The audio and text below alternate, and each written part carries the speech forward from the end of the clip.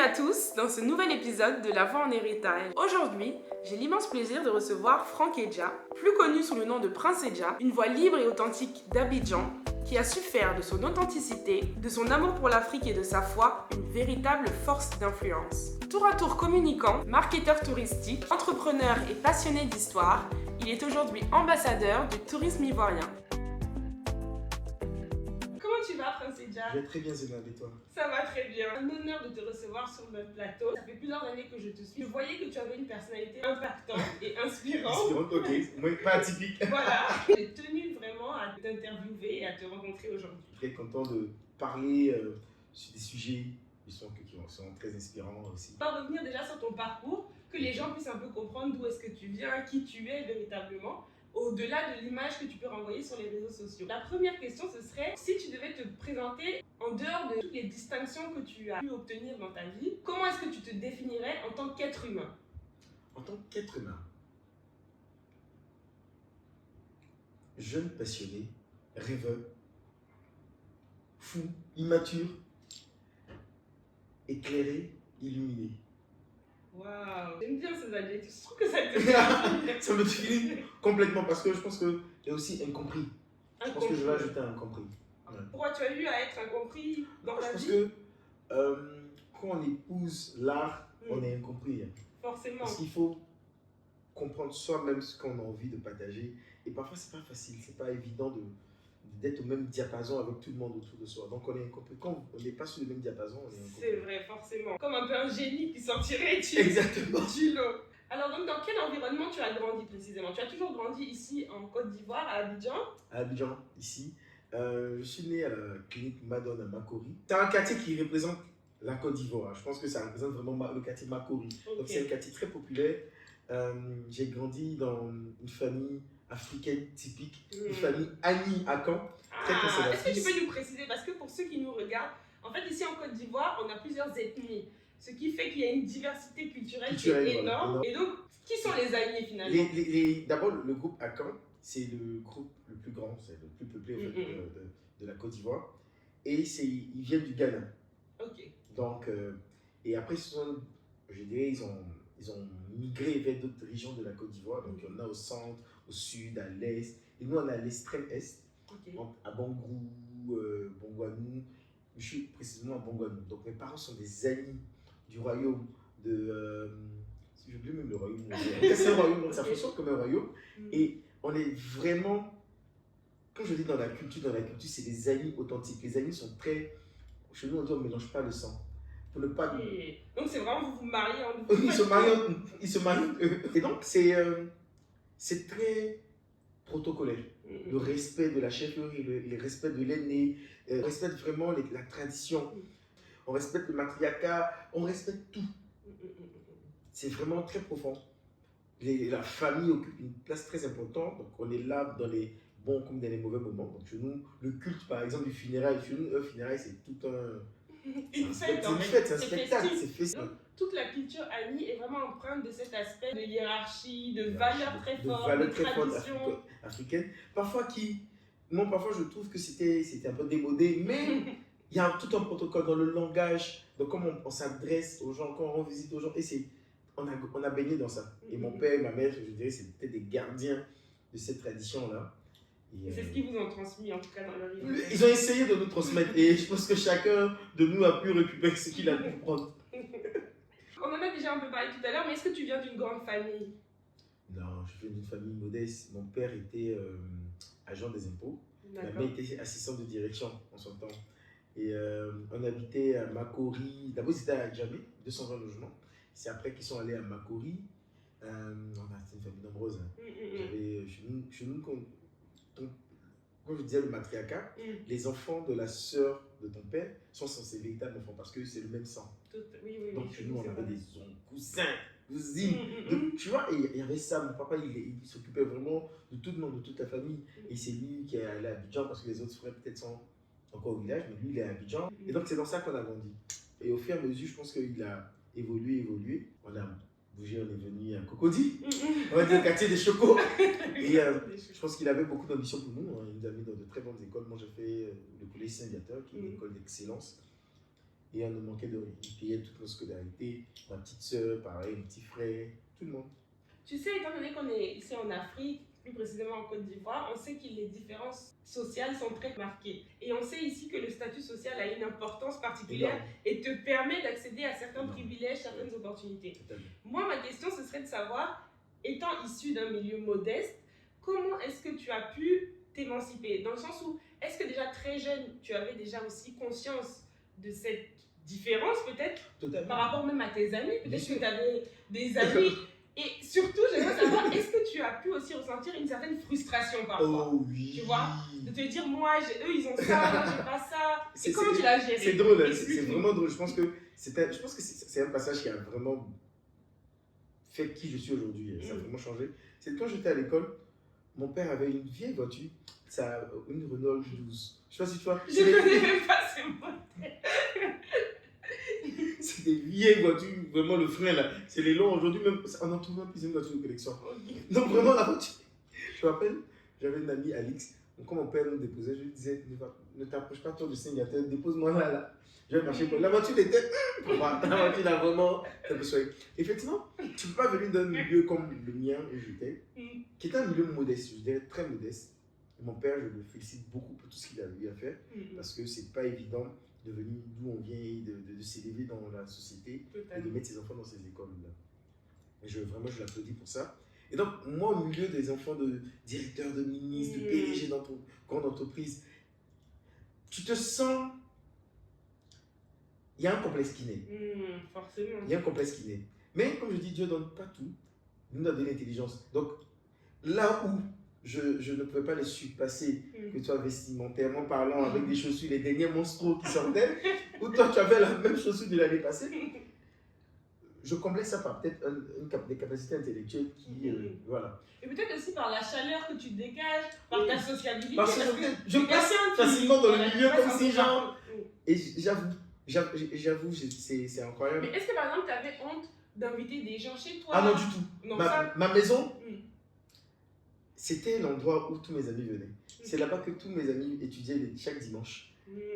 Ma maman préparait la tchéké, la loco à la fin. Tous mes amis, que ce soit enfants de ministre, vraiment tous mes amis venaient à la maison. C'était vraiment le refuge. Peut-être parce que eux qui étaient dans des familles plus aisées avaient un style de vie qui était un peu plus moderne que le nôtre, retrouvaient ce cocon familial, cette chaleur familiale chez mes parents. Avec du recul, je me suis rendu compte que mes parents, certes, moi qui me plaignais, qui n'étais pas satisfait, qui n'étais pas forcément fier de ce côté très traditionnaliste là, au final, c'était ce que d'autres recherchaient. Cette chaleur humaine chez nous, on est arrivé, mon papa il dit à mes amis, venez boire du bonji. Mon papa c'est un nakan, tu vois, il va faire asseoir, on demande des nouvelles. À mes amis, on a toujours ce moment, ma maman qui prépare, chez nous, les amis, on ne prépare jamais pour petit. C'est-à-dire, si on doit préparer pour 5 personnes, on se dit qu'il a toujours du monde, on va préparer dans les bassines. Je disais toujours, maman c'est un restaurant. Donc on avait des grosses bassines comme ça, maman préparait des sauces. C'est chez moi, mes amis venaient manger le foutou. C'est sûr qu'on va manger le foutou chez Ida. Donc on va, non. Et avec du recul, je me dis c'était peut-être ça. Et donc tout le monde venait chez moi. Est-ce qu'il y a un épisode que tu peux nous raconter où vraiment cette différence sociale-là t'a marqué? À notre époque, les paires de baskets, changer les paires de baskets et les sacs de Nike. On était encore dans les périodes où les sacs Nike, les sacs Adidas, les chaussures Nike faisaient vraiment fureur. Donc quand tu es un jeune garçon et que tu n'as pas de paire de baskets de dernière génération, tu es un peu lésé. Tu vis un peu mal. Parce que l'autre, il va t'aligner différentes couleurs de monstro. Et toi, tu n'as même pas une. Et effectivement, ça fouette ton orgueil. Et ça peut envoyer au vol, à la jalousie, l'envie, plein de choses. Ça, c'est des sentiments que tu as eus? Je ne vais pas mentir, oui. Arrivé un moment, c'est des sentiments de frustration. Mais pourquoi je ne suis pas à ce niveau? Mais je pense que c'était légitime que je me dise. Parce que j'étais dans un milieu dans lequel, quand je quittais l'école, je retournais chez moi à la maison, c'était peut-être un milieu différent. Donc, en fait, tu vivais un peu dans deux mondes. Dans deux mondes. On a toujours vécu dans deux mondes. Et parfois, aujourd'hui encore, quand je suis dans un milieu très aisé, certes, je m'adapte facilement dans les discussions, dans voilà, l'apparat, mais je me dis, est-ce que vraiment c'est mon milieu? Et donc, ça me permet de garder toujours la tête sur les épaules. Et ça, c'est très important. Ah, c'est vraiment intéressant ce que tu dis. L'environnement dans lequel tes parents t'ont bercé, finalement, c'est quelque chose qui t'a structuré. Oui, totalement. Et qui t'a aidé même encore à l'âge adulte. C'est-à-dire que c'est quelque chose qui te porte véritablement dans ta vie. Et qui t'aide à garder les pieds sur terre. Totalement. Ok, en tout cas, merci beaucoup pour ces confidences. Déjà, on apprend un peu mieux à te cerner.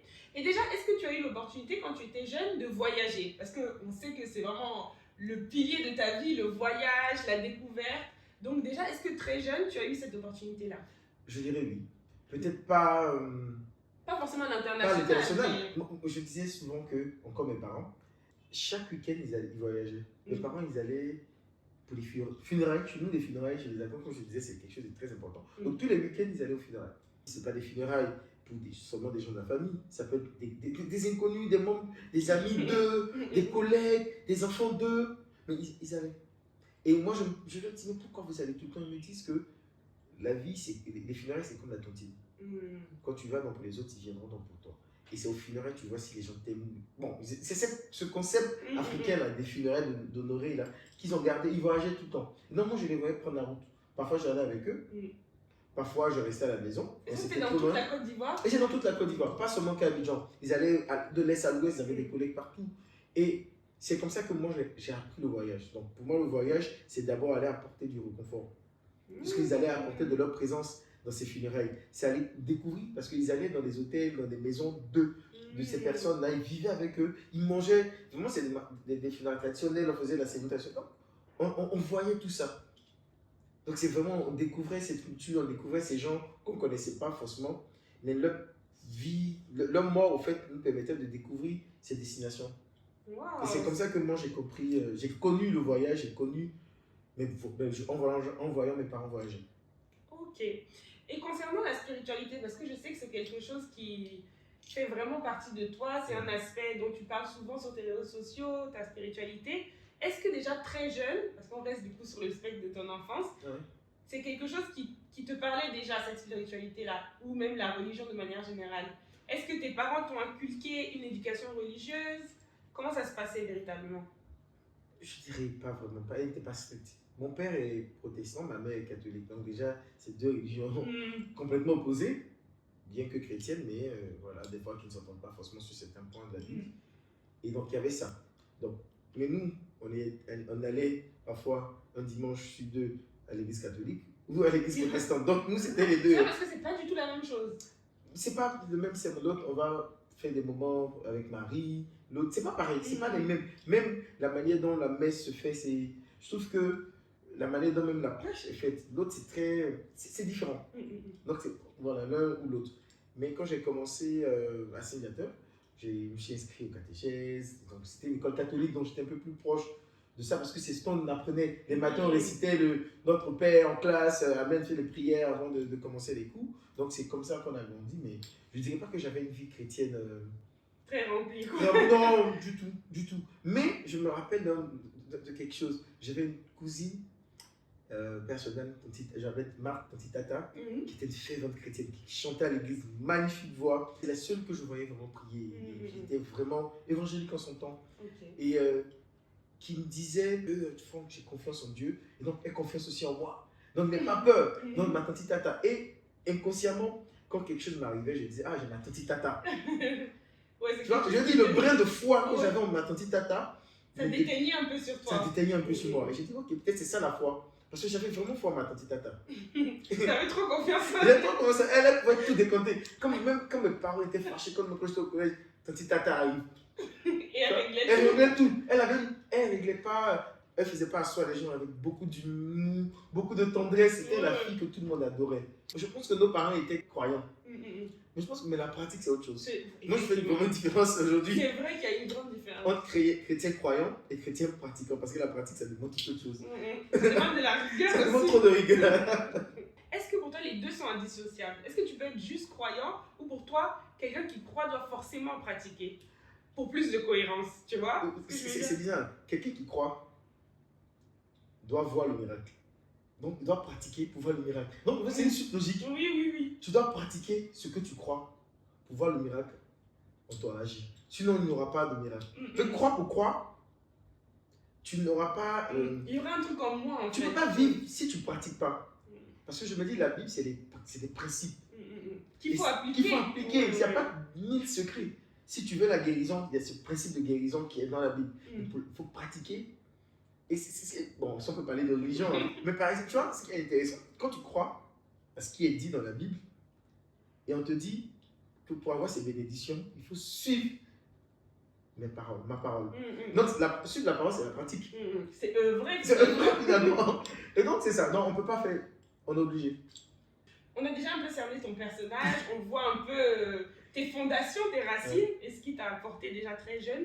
Moi, j'aimerais qu'on passe à un autre aspect de ta personnalité que je veux vraiment que les gens puissent cerner, c'est ton authenticité, ta liberté d'être, ta façon d'être aussi en accord avec toi-même. Tu vois, j'aimerais savoir si c'est quelque chose que tu as travaillé, si c'est quelque chose qui est finalement inné, qui t'a suivi tout au long de ta vie. Mais pour ça, donc, on va venir. D'autant plus que, je le rappelle, tu es une personnalité publique, dans le sens où tu es suivi sur les réseaux sociaux par pas mal de personnes. Combien de personnes déjà? Sur Insta 220, et TikTok 300, franchement. Voilà, en tout cas par des milliers finalement, de personnes. Pas des millions de personnes. Parce des que millions même. Des millions, parce qu'en réalité, ce n'est pas le nombre d'abonnés qui définit ton engagement, ton taux, ta portée. Donc, quand je regarde les chiffres, souvent, c'est des millions de personnes qui suivent mes contenus. C'est incroyable, qui écoutent ta voix. Qui écoutent ma voix, voilà. C'est fou. Donc, justement, j'aimerais savoir comment tu arrives à rester aussi authentique tout en ayant une image publique. Tu vois, ici, on est en Afrique, on sait que l'honneur est très valorisé, comme on le disait tout à l'heure hors caméra. Voilà, il y a cette culture où il ne faut vraiment pas faire de vagues, il faut être conforme aux attentes des autres, sinon ça va mal aller pour toi. Donc, tu as grandi dans cette société où l'honneur, la retenue, c'est des valeurs qui sont très valorisées. Donc, comment toi, tu t'es autorisé à sortir de ce cadre-là, en fait, pour être toi-même? Parce que finalement, si tu exprimes ta vraie personne, tu vas forcément déranger par ta lumière, par ce que tu peux dire. Donc, comment tu t'es autorisé à sortir de ce cadre-là? Je pense que c'est grâce au voyage. En réalité, c'est drôle, hein. Jusqu'en classe de terminale, je pense que j'étais l'enfant parfait. J'étais l'enfant parfait parce que j'avais de très bonnes notes. Voilà, j'ai eu mon bac à 17 ans. Vraiment, dans ma famille, c'est pas tout le monde qui a le bac. Beaucoup de mes cousins, n'avaient pas le bac. Peut-être l'année là même, j'étais le seul dans toute la famille à avoir eu le bac. Donc, voilà, c'est une fierté. Et mon père voulait que je fasse de l'économie à la base. Et je suis allé au Ghana pour faire l'anglais et donc j'ai fait la comptabilité là-bas parce que je me suis inscrit dans une école privée, donc c'est la comptabilité, les finances internationales. Le fait d'avoir voyagé déjà au Ghana m'avait libéré. Je suis allé à l'âge de 18 ans. Donc j'étais confronté à une autre culture. Et je pense que parfois je dis aux gens que mes meilleures années de ma vie, c'est au Ghana? C'est mes années étudiantines au Ghana. Parce que je me suis découvert, je me suis libéré. Quand tu es jeune et à 18 ans, tu arrives dans un pays, je pense que même quand vous arrivez en Europe, pareil, hein, c'est soit vous perdez les premières années ou vous voilà. Et moi, je pense que je me retrouvais dans ma perte. C'est dans mon chaos. Parce que je ne partais pas forcément au coup, mais j'excellais. J'ai des AAA. Parce que je trouvais que c'était vraiment easy. Les gens me demandaient. J'avais des facilités en fait. Des aptitudes intellectuelles faciles. On pouvait sortir. Moi, je suis le gars, on va en boîte jusqu'à le matin, on sort de la boîte à 6h, on compose à 9h. Dans mon même habit là, je suis en classe quoi, en train de composer. Donc les autres là me disent, Franck, il fait comment? Lui, il est rich. Non, tout le monde. Et donc, c'était toujours comme ça, tout le temps comme ça. Et je pense que ça marquait aussi ma personne. Et quand je suis revenu de Dakar, franchement, je vivais avec mes parents. J'ai compris qu'il y avait un décalage. J'ai commencé. Ça, tu l'avais pas compris avant? Non! Je me disais que je vivais ma vie parce que quand je finissais l'école au Ghana, je revenais pour les vacances. Je revenais le franc. Je redevenais le franc normal, en fait. La maison. Bien que parfois il y avait un peu plus de palabres avec les parents parce que je n'étais plus quel concurrent. De même. Aussi docile, tu vois. Aussi docile, mais aussi proche même de la famille. Parce que j'ai commencé à, je pense, qu'à être un peu plus individualiste, mais porté sur mes plaisirs personnels. Voilà.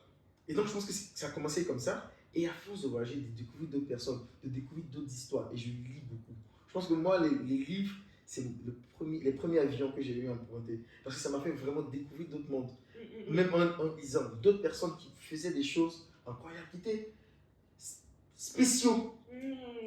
Et quand je suis revenu du Ghana, j'ai commencé à travailler, mon cercle d'amis était, je n'ai pas dit des magies. Excusez-moi les amis. Tu peux le dire, hein? Des passionnés. Oui. J'avais quelqu'un comme Ophélie Talmas, qui est aujourd'hui une dame de la culture, où elle fait des œuvres d'art incroyables. Mais c'est des personnes avec qui j'ai grandi.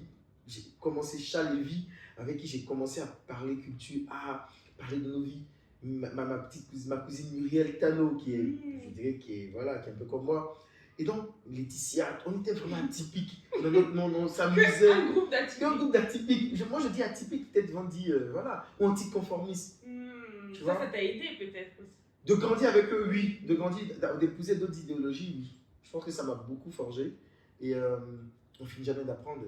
Et au fur et à mesure, avec le travail dans l'hôtellerie, dans le tourisme, où je parcourais toute l'Afrique, ça a vraiment changé. En fait, c'est le fait de faire des rencontres. D'être en fait au contact de l'humain, en fait. Parce que finalement, c'est pas. Bongoamou n'est pas le son du monde. Abidjan, la Côte d'Ivoire n'est pas le son du monde. Tu vois, il y a d'autres réalités ailleurs. Il y a d'autres vies. Il y a d'autres gens qui font beaucoup d'autres choses. Et donc, j'avais envie de faire d'autres choses. J'ai pas envie d'être le jeune ami qui allait travailler un travail classique. Qu'on bride dans ses rêves. Voilà. Qui reste à ta place. Reste à ta place, non. Tais-toi, écoute, voilà. avance. Et j'ai toujours su que j'étais différent. Quelque part un peu différent. Dans ma manière d'analyser les choses, de prendre les choses. Parfois, on me disait que j'étais négligent. C'est pas de la négligence, c'est du détachement. Tu vois, c'est pas de la négligence, c'est du détachement. Oui. Non, j'ai pas à me faire sur ça parce que bon, c'est Dieu qui donne. Je suis un peu comme ça. Tu vois, et je pense que je suis très optimiste dans toutes choses. Je me rappelle une fois au Ghana, on n'avait pas d'argent pour manger, ma cousine et moi, et des amis Mélissa, on disait Dieu pouvoira. Et donc ça, c'était notre slogan. On se lève le matin, on n'a rien à manger, mais Dieu pouvoira. Et la journée finissait super bien. On nous invitait à manger, on nous faisait sortir. Vous aviez des opportunités comme ça qui vous sortaient. Et c'est Dieu, on était conscient que c'est Dieu qui suscitait ça. Des bonnes volontés qui venaient nous. Voilà. On a vécu des années comme ça. Dieu pouvoira. Le lendemain, à chaque jour suffit sa peine. Et s'il nous a aidés dans ces moments-là, c'est pas aujourd'hui où on a conscience de beaucoup de choses qui fera pas de grandes choses. Il pouvoira encore. C'est vrai. Oh, c'est vraiment puissant ce que tu dis. Et ça rappelle justement l'exigence d'avoir cette quête-là de pouvoir être soi-même, tu vois, de se libérer en fait des attentes des autres, du poids de la société, surtout ici en Afrique où c'est très difficile de s'émanciper. Et d'ailleurs, tout à l'heure, tu disais que c'est quand tu as commencé à devenir un peu plus individualiste que tu as aussi pu te découvrir toi-même. Est-ce que tu penses justement qu'il faut savoir se libérer aussi du poids de la famille? Parce qu'on sait qu'ici en Afrique, la famille, c'est le pilier de tout. Tu dois suivre les attentes de ta famille, tu dois être conforme à la vision de ta famille. Donc, est-ce que cette libération-là de soi-même et cette quête de la connaissance de soi, ça passe aussi par le détachement auprès de sa famille? Le détachement émotionnel, c'est différent. Tu peux être présent, mais émotionnellement distant. Dans le sens où ce qu'ils diront, ce qu'ils feront n'affecteront pas ton cœur. Et ta pensée, ta vision.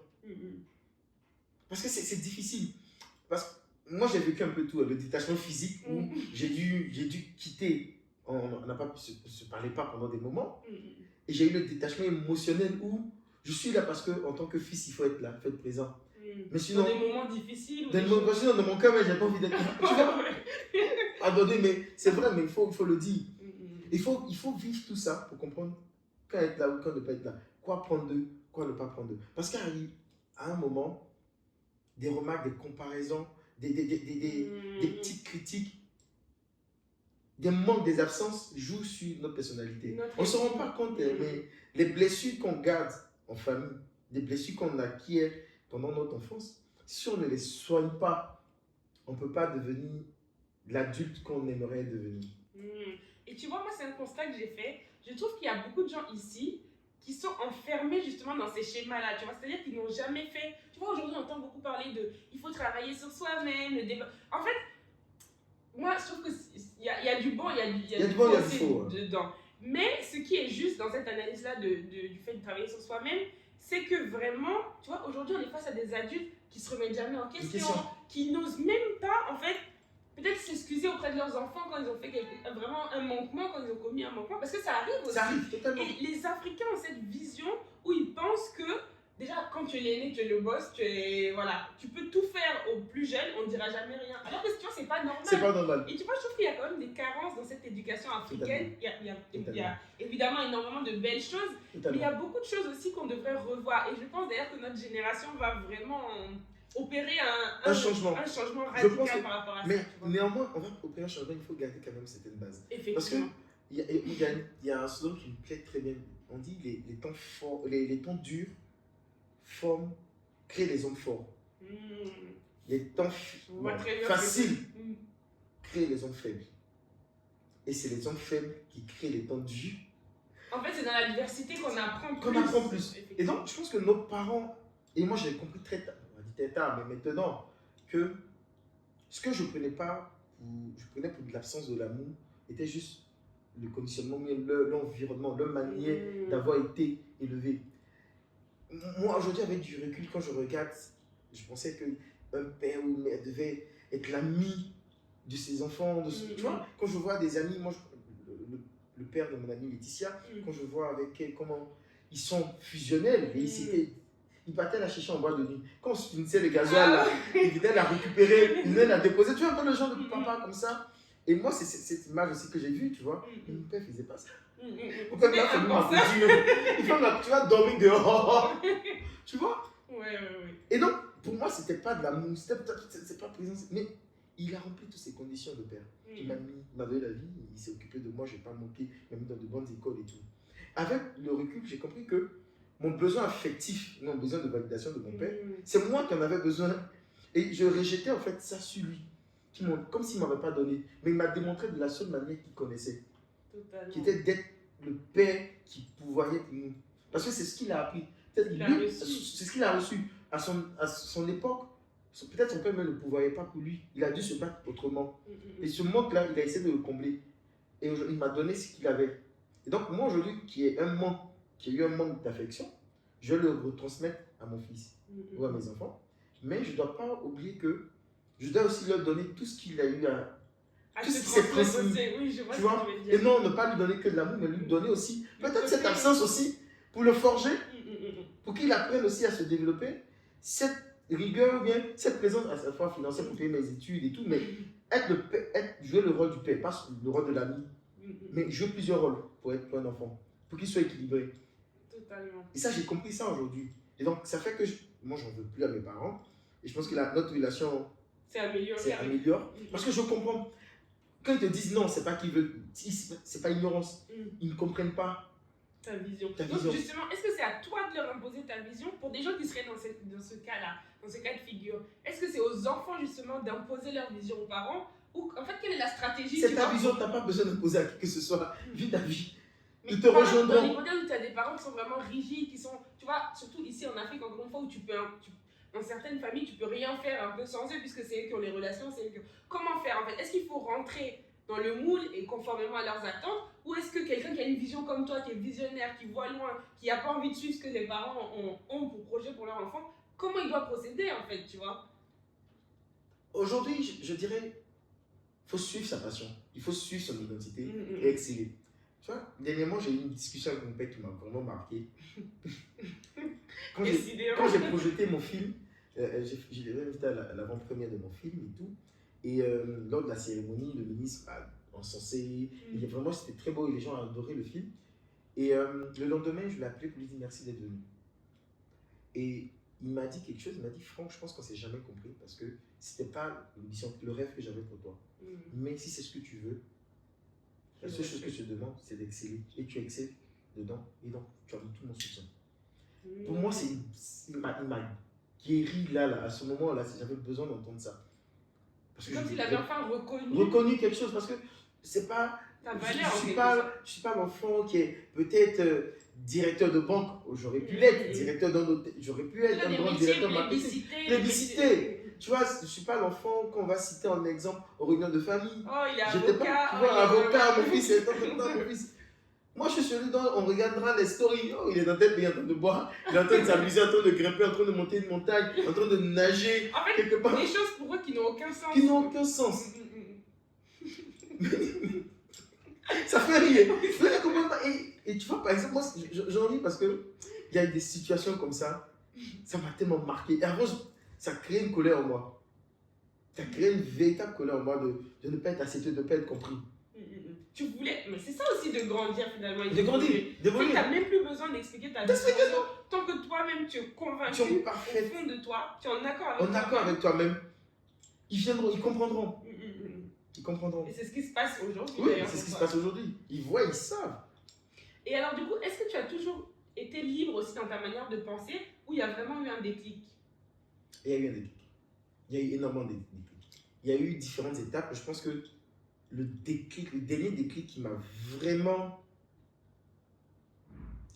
fait passer à une autre étape, même de la compréhension des choses, c'est un déclic triste. C'est la mort. On a perdu l'année passée Marcel Dan, l'amoureux de Dodo, Marcel. Et je dis souvent, ce moment-là, cette mort, moi je l'ai vécu différemment.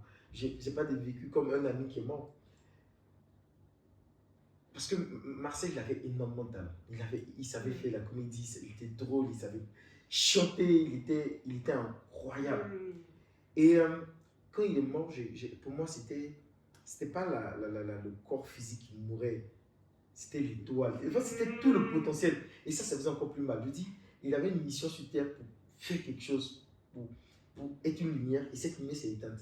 Et il n'a même pas pu la conclure jusqu'au bout, en fait. Et ça m'avait vraiment touché. Et je me dis, ça aurait pu être moi. Je me dis, qu'est-ce qu'on attend alors? Parce qu'on te dit, Dieu nous donne des talents, il nous donne des dons.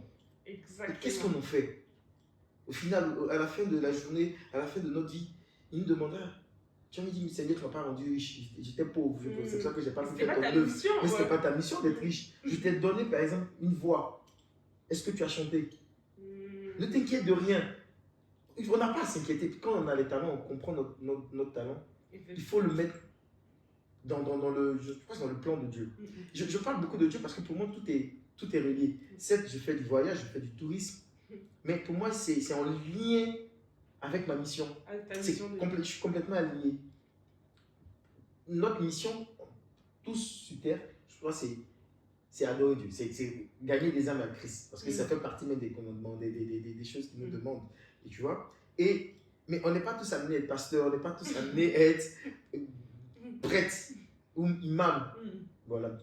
Et je pense que chacun dans sa vision, dans sa passion, dans quelque chose, tu dois continuer cette mission. Donc pour moi, par exemple, le voyage, c'est une adoration. Parce que le fait de voyager, de découvrir ce que Dieu a créé, là, il a créé ces magnifiques, ces cascades, ces eaux, ces paysages, ces cultures, il est à la base de tout. Et le fait de le partager, si j'annonce la parole, ce que le pasteur te dira, Dieu a créé ça, mais moi je te mets l'image, je te donne des images, je te donne un storytelling sur ça, et c'est ce qu'il a fait. Et pour moi, c'est une sorte d'adoration qui continue. Totalement, donc c'est une adoration. Donc je suis dans le plan de Dieu, mais en étant dans mon milieu, dans ton corps de métier. Et j'ai compris ça. Et donc, c'est pour ça que je me dis, je ne crains absolument rien. Et tu vois, et Marcel, pour revenir à la question du déclic, il avait ça. Il avait cette étoile dont tu parles, quelque chose. Et cette authenticité-là. Et il est mort, et ça m'a... Moi, pour moi, ça a créé un silence en moi de réflexion sur vraiment... le sens de la vie, le sens de la vie. Et pourquoi est-ce que je veux forcément rentrer dans des boîtes? Je suis différent. Je suis particulier parce qu'il a amené à faire quelque chose. Il faut que je m'accepte tel que je suis. Il faut que je profite de chaque instant. C'est pour cette différence-là que tu seras reconnu aussi par la suite. Par la suite. Tu vois? Et ça crée le déclic parce que je dis, avec tant de... on peut tout faire. C'est-à-dire, moi, j'ai un mindset où, si demain je vais apprendre à jouer du piano et que je me mets ça en tête, je deviendrai le meilleur pianiste. Parce qu'on est possible, on est capable de tout faire. Si on le veut, réellement. Ça demande... Et ce mindset, je ne sais pas, mais ça a vraiment changé dans tout. Et donc, si je dois créer du contenu, je vais être le meilleur créateur de contenu. Si je dois faire de l'influence de tourisme, je vais être le meilleur influenceur de tourisme. Parce que pour moi, je ne sais pas juste les hommes.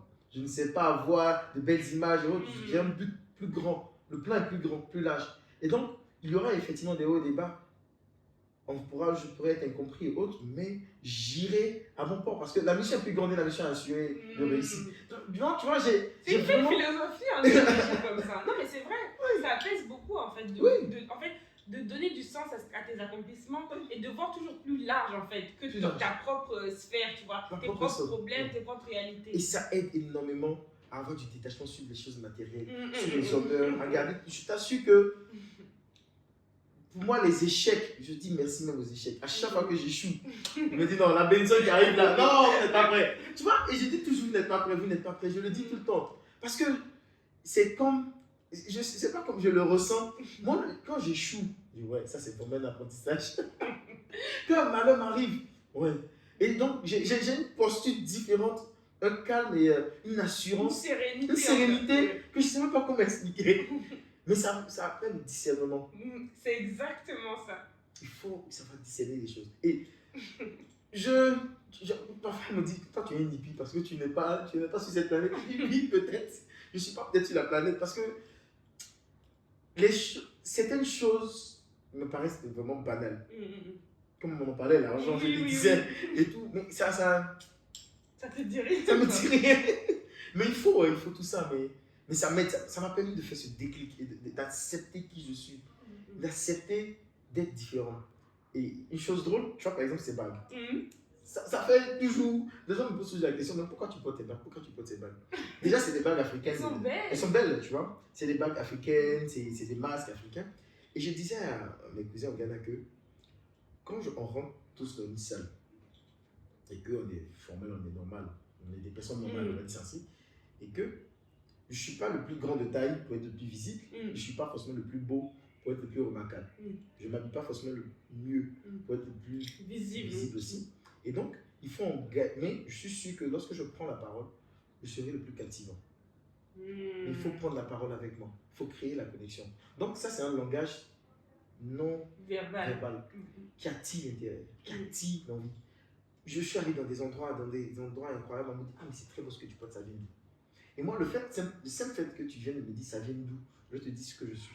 Je te dis, ça vient de la Côte d'Ivoire, tel pays. Et je commence à parler de ma vision. Et ça crée du lien. Tel homme d'affaires, telle personne, telle connexion qui va me faire aller à telle étape, il va peut-être pas m'approcher parce que je suis jeune, lambda, je ressemble à tout le monde.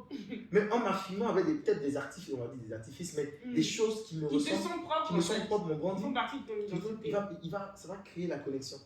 Donc ça, je parle avant de parler quand je suis dans une salle.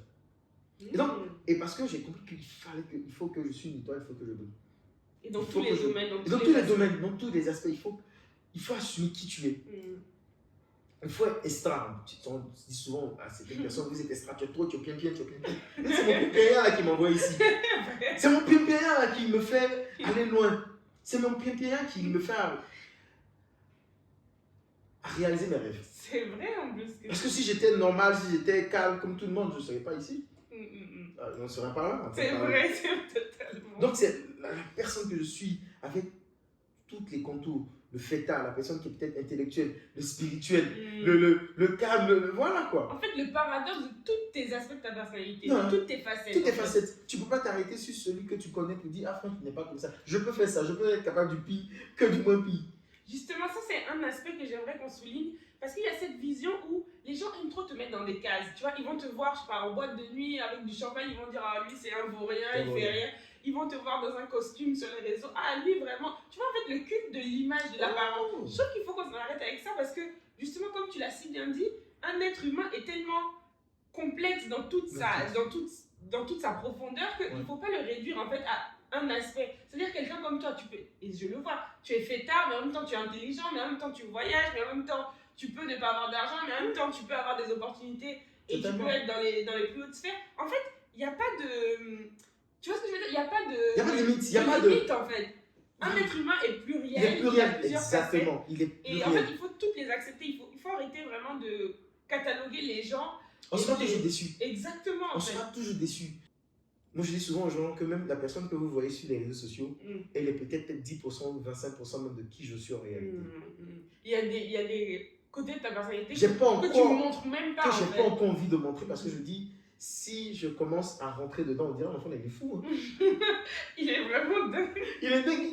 Et je trouve même qu'il y a des aspects qu'il faut peut-être même garder pour soi. Garder pour soi. Parce qu'on a tous, tu vois, des côtés un peu sombres, des côtés un peu trop extravagants que les gens en fait ne pourront jamais comprendre, tu vois. Ils pourront pas. Ils n'ont pas besoin de comprendre. Moi, c'est ce que. En fait, ils n'ont pas besoin de comprendre parce que c'est pas eux la cible. Ça parlera à qui de ce moment. C'est pas eux la cible. Et c'est quelque chose, je pense que notre génération, et on souffre, c'est la validation du regard des autres. Ça, c'est un sujet, c'est compliqué vraiment. Et c'est compliqué parce que on cherche tous la validation de quelqu'un. Et justement, le fait pour toi d'être une personne publique, ça amplifie ce côté-là de validation parce que, tu vois, justement par ton authenticité, par le fait que tu sois toi-même, que tu t'exposes sur les réseaux sociaux, tu as peut-être pu être critiqué, tu vois. Les gens ont pu te dire, mais attends, mais lui, c'est un rigolo, tu vois, genre, qu'est-ce qu'il raconte là? Qu'est-ce qu'il va nous raconter? Qu'est-ce qu'il va nous apprendre, tu vois? Et comment toi tu perçois ce manque de considération que les gens peuvent avoir à ton égard, alors que toi, tu vois, tu as ta vision, tu es serein dans tes baskets, tu sais où tu veux aller. Donc, est-ce que ça t'affecte parfois le regard des autres? Au début, ça m'affectait. Je pense qu'en 2022-2023, ça m'affectait. J'avais une agence qui me manageait en couple d'Africains. Ils m'ont dit, Franck, tu sais, si tu continues à montrer le champagne, tes week-ends, tes soirées, là, à boire l'alcool, la fêter, tu ne seras pas pris de façon crédible et tu ne seras pas invité quand, par exemple, la CEDEAO, des organismes internationaux vont chercher une information. C'est pas qu'on va apprendre. Parce que quand on regarde ton contenu, c'est que ça. Et je me rappelle ce que je lui ai dit, mais c'est moi. Si vous voyez, c'est ce qu'on discute avec moi, vous avez pu découvrir que j'ai un intellectuel, au-delà de l'aspect, les autres le découvriront. Et donc, quand ils m'ont dit ça, j'ai dû faire un rebranding. J'ai dû le montrer à ma communauté parce que ça ne s'est pas fait aussi du jour au lendemain. Ce qu'on oublie, c'est que c'est vrai, on veut que les gens nous acceptent, mais ils nous acceptent comment? On ne peut pas aussi changer du lendemain parce que ça va faire des phasages. Donc, il faut les amener. Et c'est en ça, je crois que moi, j'ai créé une communauté, et pas seulement que des abonnés, une communauté qui m'a vu grandir, changer au fur et à mesure. D'être le gars fêtard, au gars engagé, au gars passionné, à l'enfant insouciant, à l'analyse politique, au gars chrétien. Je pense qu'ils ont vu toutes ces facettes-là et ils ont vu que c'était la même personne parce que c'était le même langage, la même manière de le faire. C'était vraiment avec beaucoup de maturité, mais c'était avec Prince Edja. C'est ta touche en fait. C'est ma touche. Et donc, je pense que c'est difficile. Donc, il y a eu un travail de rebondir pour que je sois là où je suis aujourd'hui, pour que les gens comprennent qui peut avoir tout. Mais moi, tu sais que c'est justement ce qui m'a marqué chez toi et que j'ai beaucoup aimé, c'est cette facilité que tu avais à être authentique, à te montrer sous toutes tes coutures en fait, comme tu dis. C'est-à-dire que j'allais dans tes stories. En fait, à la base, pour te raconter un peu la petite histoire, moi je t'ai connue parce que tu publiais du contenu donc touristique, tu vois. C'est-à-dire que je me suis dit, ça peut être intéressant de voir les différents endroits, voilà. D'apprendre aussi parce que tu étais beaucoup dans la pédagogie envers ta communauté. Donc ça, j'aimais bien, je me disais ça, tu vois, c'est une touche qui est différente. Mais ce qui m'a le plus séduit au fil du temps, au-delà des contenus que tu postais, c'était vraiment ta personnalité, tu vois, parce que tu étais quelqu'un de innovant, un peu visionnaire. Tu vois, j'ai perçu déjà, et rien qu'à travers un écran, et c'est là où je te dis, c'est la puissance des réseaux sociaux, c'est qu'à travers un simple écran, comme ça, en te regardant, j'ai perçu qui tu étais, tu vois. Et justement, par ton authenticité, parce que t'es quelqu'un en même temps. Tu vois, tes stories sont trop aléatoires, en fait. On regarde ta story, on te voit à la maison d'Akula tous les dimanches. En train de boire du champagne. En même temps, tu peux être à une cérémonie de remise de prix qui est très prestigieuse. En même temps, tu partages des réflexions qui sont profondes et qui ont du sens, tu vois. Donc, en analysant tous ces aspects-là de ta personnalité, je me suis dit, mais lui, vraiment, il a du potentiel, en fait, tu vois. Et c'est quelqu'un de vrai, de sincère. Et justement, je me dis, est-ce que c'est difficile, finalement, d'être sincère dans un monde qui valorise tout le temps l'image et la bonne image, tu vois, la perfection. Tu parles parfois de tes galères financières sur les réseaux sociaux, alors que tu es suivi par des millions d'abonnés, tu vois. Donc, comment tu arrives en fait à te détacher et en même temps, forcément, tu es quelqu'un d'ambitieux, donc tu aspires aussi à avoir d'autres opportunités. Comment tu fais en fait pour gérer cet équilibre? En même temps, être sincère envers ta communauté, mais en même temps, garder cette image propre de Prince Edja qui veut aller loin. Tu vois ce que je veux dire? Je pense que c'est très difficile, c'est très difficile parce que ça tombe facilement dans le jugement. Voilà, c'est ça en fait. Ça tombe facilement dans le jugement et moi je dis souvent, tu ne donnes pas à manger. Enfin, je veux dire, tu peux pas montrer les mots, tu ne donnes pas à manger. Il faut... C'est compliqué. Hein.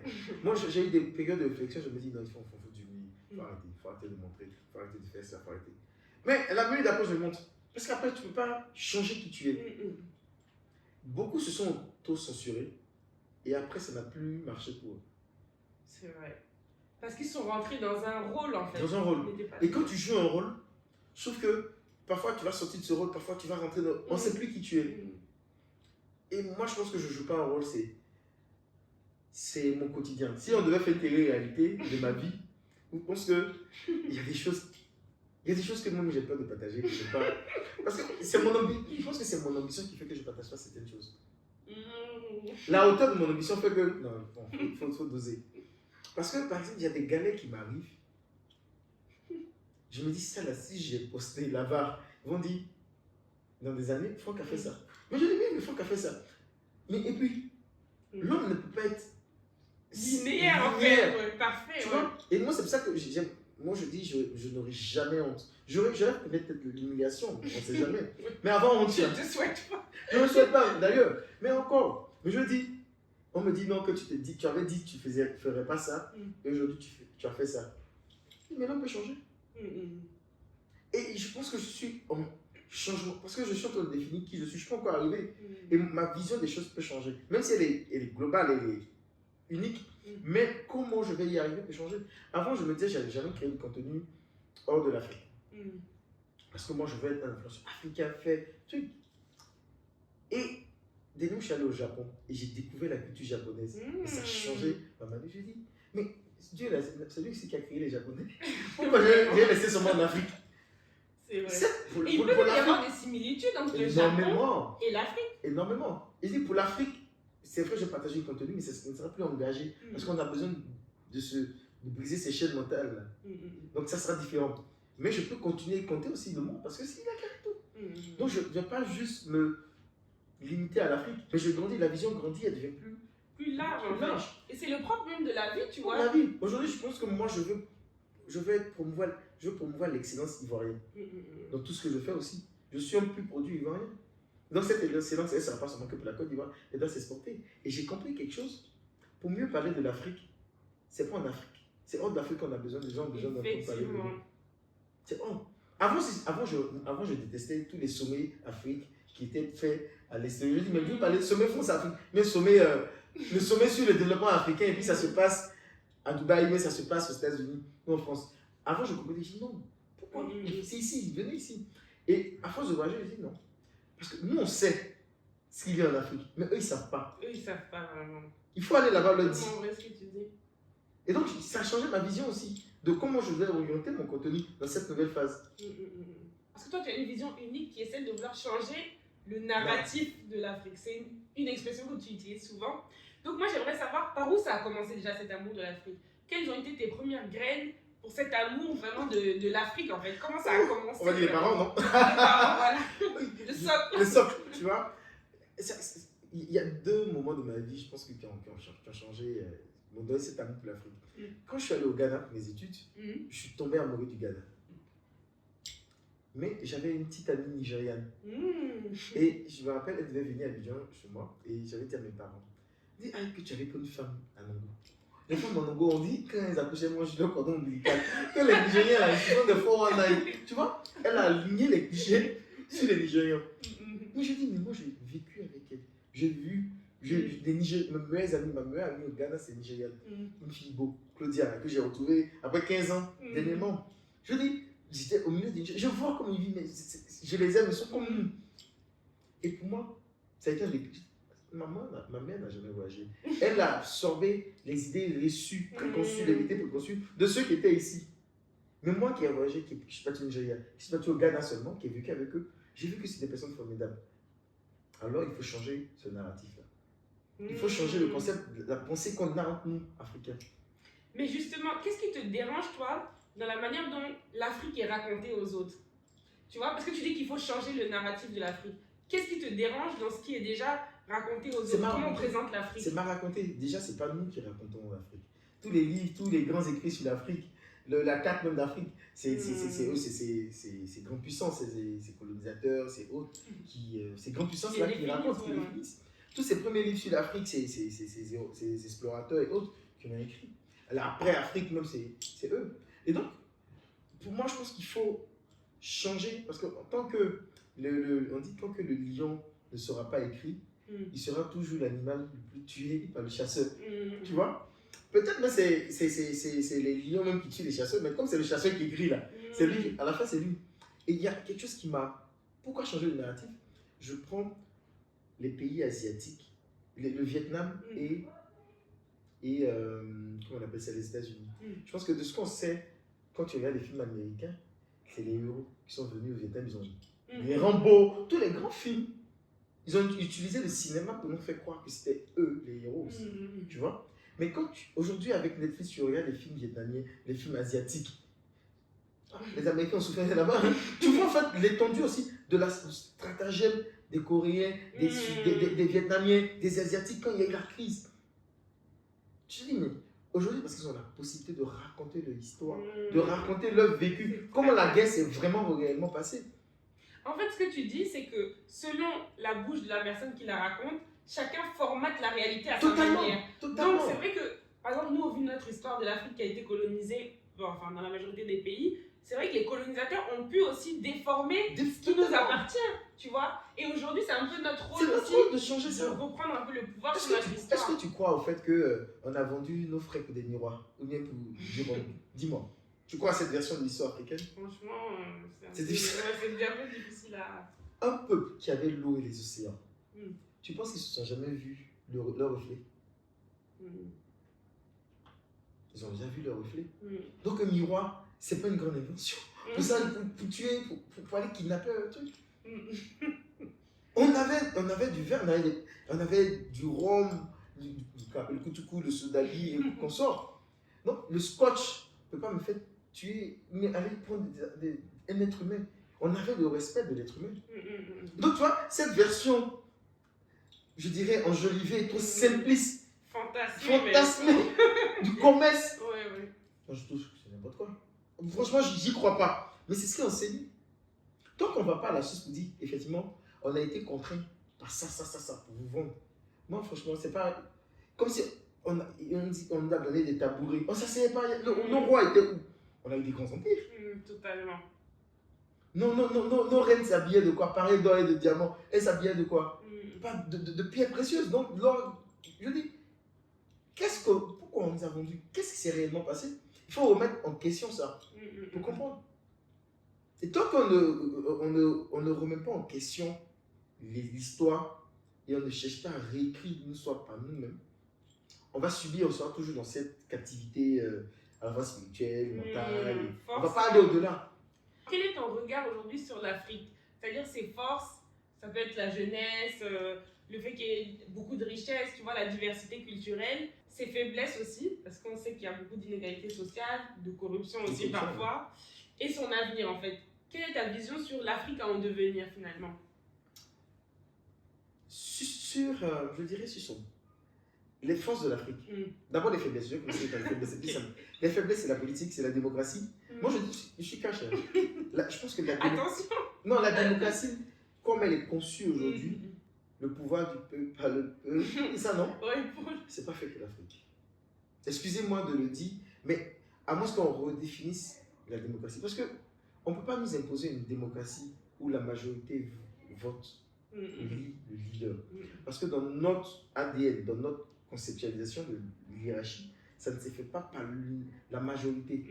C'est un droit divin d'être président, d'être roi. Aujourd'hui, si on est en crise, c'est l'héritage de la colonisation.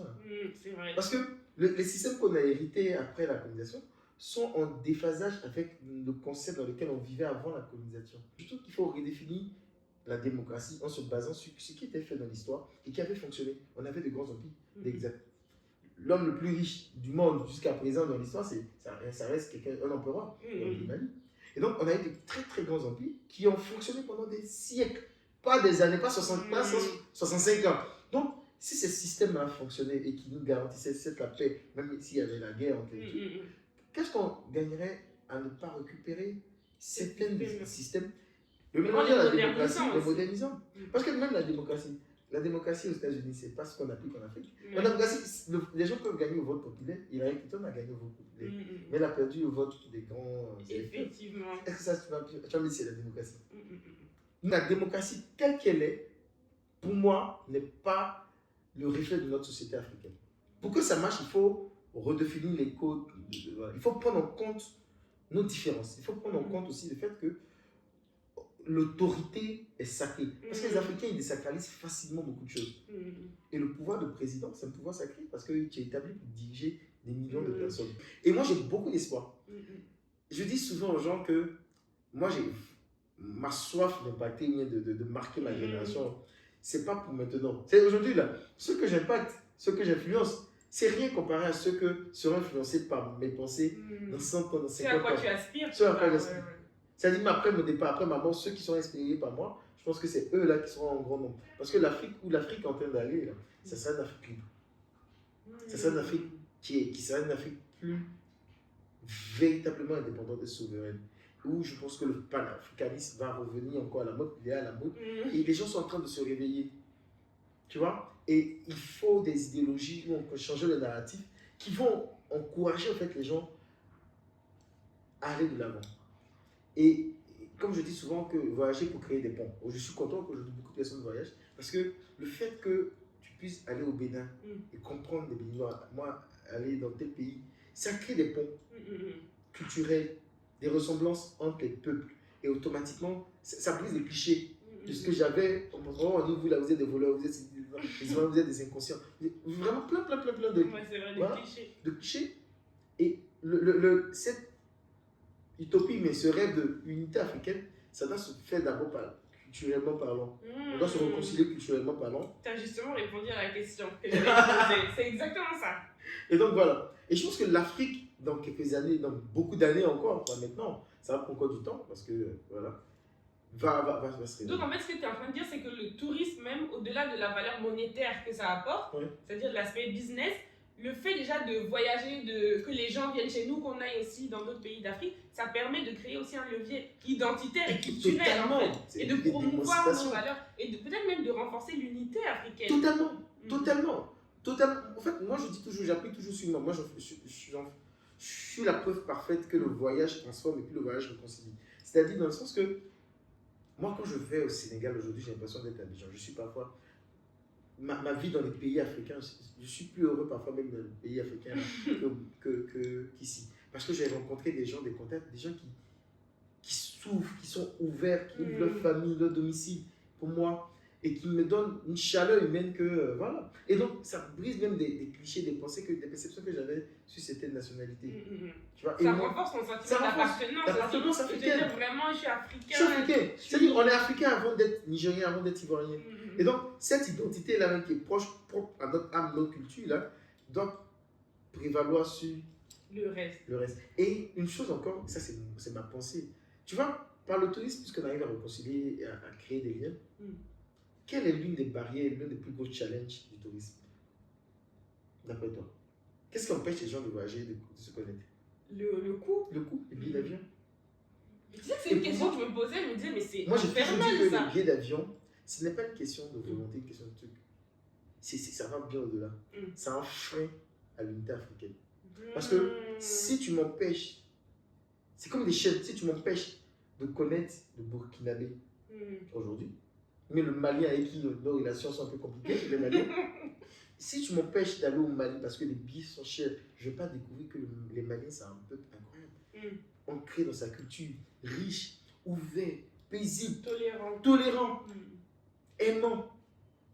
Si tu ne permets pas à des Maliens de venir en Côte d'Ivoire, tu ne verras pas que l'humour ivoirien est vraiment un humour, ce n'est pas de l'injuste, ce n'est pas de l'arrogance.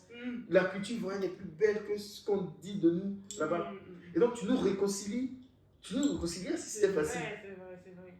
Alors tu ne peux pas nous monter l'un contre l'autre. Est-ce que tu dirais que toi tu es plus africain ou panafricain? Je disais quelque chose, être africain ça veut dire quoi? On a 54 pays. Effectivement. 54 réalités, 54 cultures différentes. C'est qu'on a des similitudes, mais c'est 54 identités complètement différentes. Oui, totalement. Et je suis plus panafricain dans le sens que, certes, on est différents, mais d'être sur le même territoire, d'avoir eu la même histoire passée, grâce à des royaumes, des coalitions, des cousinages, des mariages ancestraux, ça nous rend. Le panafricain, en fait, c'est la liaison entre toutes ces différences sur le même territoire. Mais l'Africain, c'est Tu peux être africain, ne pas être panafricain. Parce que ton idéologie est très occidentalisée, mais assez ailleurs. Mais être africain, panafricain, c'est voir vraiment panafricain.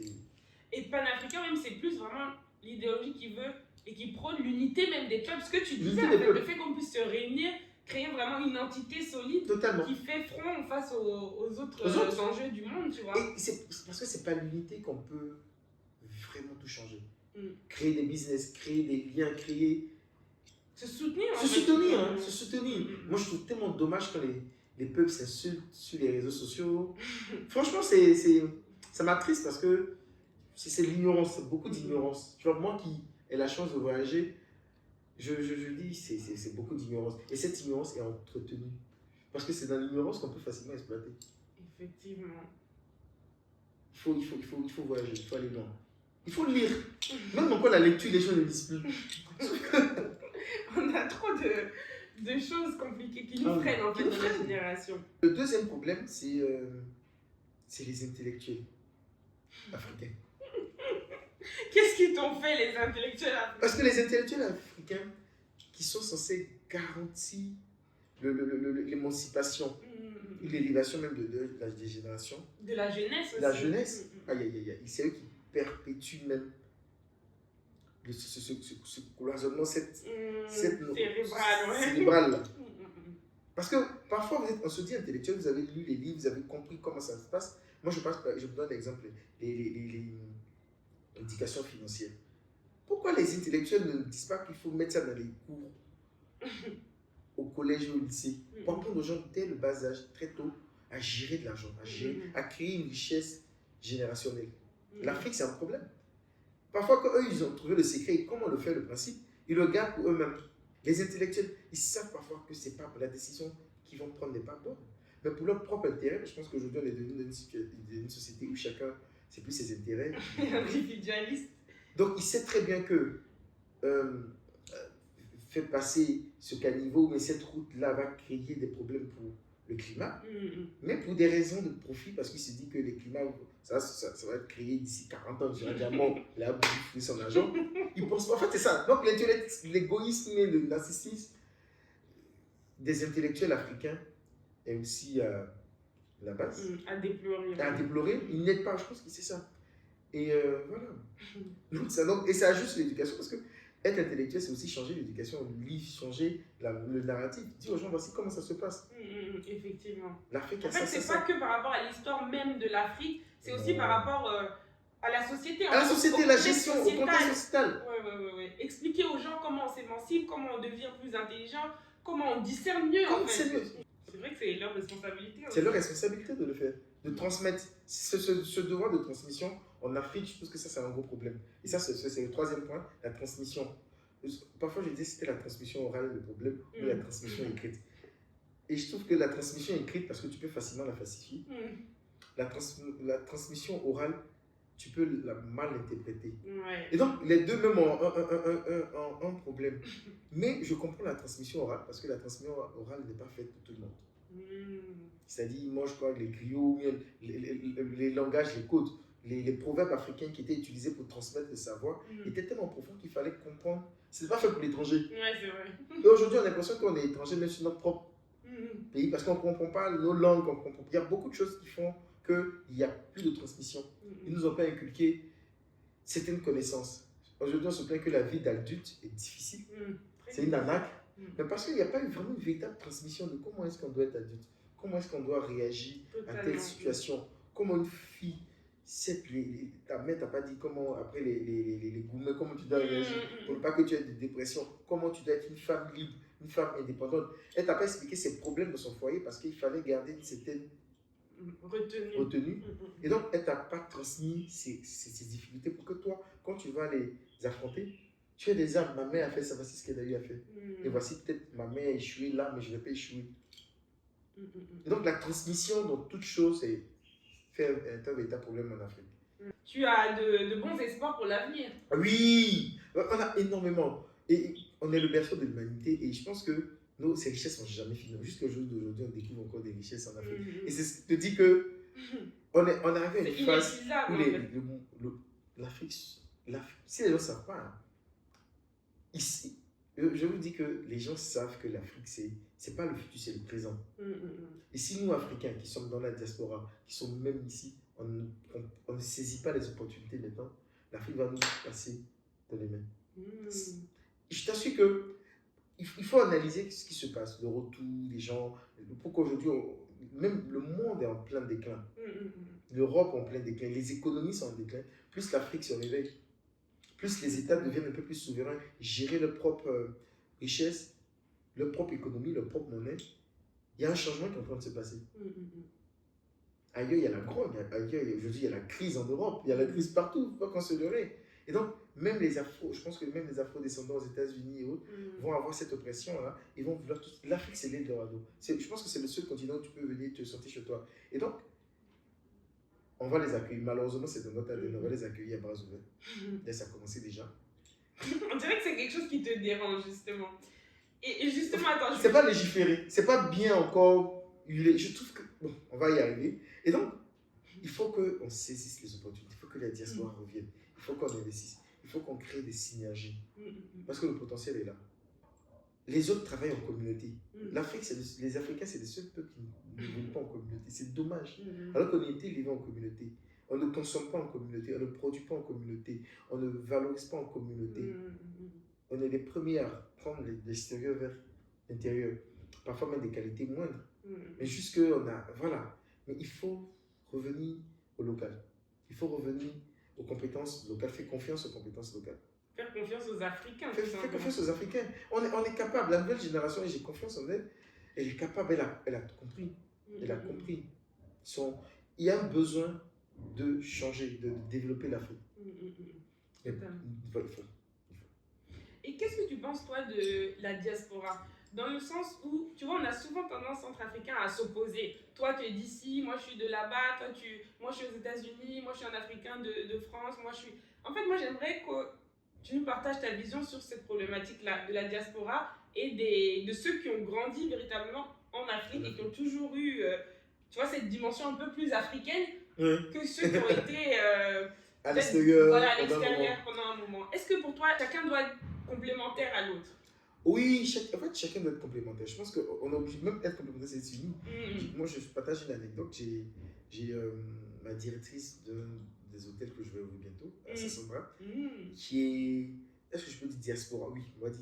Elle est martiniquaise, afro-descendante, mais elle vit en Côte d'Ivoire. Elle vit en Côte d'Ivoire et elle a une culture de l'excellence qui est incroyable, que ce soit sur la ponctualité. Vraiment, j'ai appris beaucoup auprès d'elle et tout. Et ça faisait un peu clash avec les locaux. Elle se plaignait que les locaux ne sont pas si, ils ne vont pas au bout, Je dis, et une fois je lui ai dit, tu sais, si tu es toujours dans le mindset que tu veux garder les mêmes standards internationaux de la France en Afrique, ça ne va pas marcher. Parce qu'ils ne comprennent pas. Ils ne sont pas au même niveau de compréhension. Ils ne roulent pas à la même vitesse que toi. Pas que tu dois descendre, mais tu dois parler leur langage et les amener à l'excellence que tu veux. Forcément. Donc il y a une complémentarité. Il y a vraiment une complémentarité. C'est vrai que tu ne peux pas quitter le système en France où le système de transport est développé, le système bancaire est développé, venir t'asseoir dans une banque pour juste retirer un chèque, tu as fait des heures. C'est vrai que c'est énervant. Mais qu'est-ce que tu fais pour changer au lieu de critiquer? Tu rentres dans le système bancaire, tu vas prendre les compétences, les best practices et tu décides de les appliquer dans ton domaine. C'est comme ça que j'ai dit qu'il y a une complémentarité. Mais tu ne regardes pas de haut, je suis plus compétent que toi parce que j'ai fait l'Europe. Ah, moi, ça. Oui, ça, moi, ça, par exemple, c'est quelque chose. C'est un faux complexe. Franchement, aujourd'hui, avec l'accès à Internet... Tu ne te sens pas moins que ceux qui ont... Bon, je me sens au-dessus. J'ai jamais fait d'études en Europe. Mais je suis sûr que je peux parler de l'histoire de la France avec quelqu'un qui a fait des études en France plus que lui. Il n'y a aucune limite. C'est pas... Aujourd'hui, la géolocalisation où tu te trouves ne définit pas tes compétences, ta culture. Qu'est-ce que tu peux faire? Donc, moi, je n'ai pas ce complexe. Mais je sais que les Africains ont ce complexe. Surtout... Quand les personnes viennent de l'extérieur, même à l'embauche, on regarde les CV, il a fait telle école. Mais aujourd'hui, non, c'est les compétences. Qu'est-ce que tu peux apporter réellement? Qu'est-ce que tu veux réellement? Quelle est ta vision pour l'Afrique? Quelle est la vision pour l'Afrique? C'est ce que vous avez pour la vision pour l'Afrique qui va tout changer. Je vois les pays qui sont en train de changer. J'ai beaucoup d'espoir. Je vois les mentalités des entrepreneurs ivoiriens, des gens qui créent, qui innovent, qui transforment. Aujourd'hui, dans des secteurs d'agriculture, comme je disais, Villers, des gens qui sont dans le cinéma, qui innovent. Il y a énormément de personnes qui qui sont en train de transformer l'Afrique dans tous les pays. Au Sénégal, au Guinée, partout. Et moi, je suis vraiment fier d'appartenir à cette génération qui va changer les choses. Et c'est pour ça que je dis que le monde est en changement, en mouvement. Le monde est en mouvement. Il faut rentrer dans le mouvement, sinon on va passer à côté de l'histoire. Le monde est en mouvement parce que dans 50 ans, 100 ans, si on vit encore, on va vivre. Mais les gens là, au lieu ils vont pas étudier la Première Guerre mondiale, la Deuxième Guerre mondiale, ils vont pas étudier ils vont étudier le miracle africain. Ils vont étudier cette transformation qu'il y a eu. Donc il faut qu'on fasse partie de ceux qui ont transformé cette Afrique-là. Parce qu'on est capable. Ou bien on établisse au moins les bases pour qu'on soit des personnes. Voilà. Moi, parfois on me dit, je suis très dans ma tête.